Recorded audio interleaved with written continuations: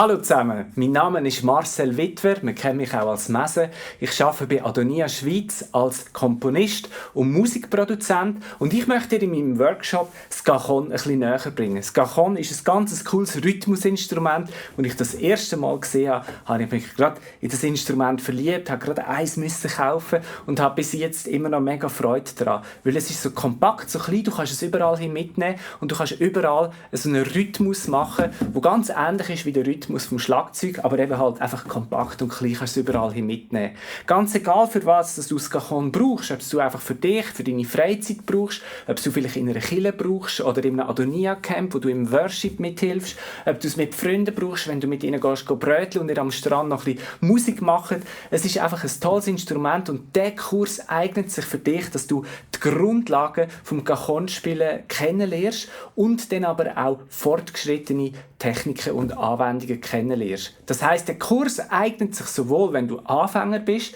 wie wenn du neu das Instrument möchtest entdecken, wie auch, wenn du dann schon ein bisschen weitergehst und ein bisschen zusätzliche Skills und Tricks möchtest mit auf den Weg bekommen. Ich würde mich mega freuen, wenn du dabei bist im Cajon Online Workshop.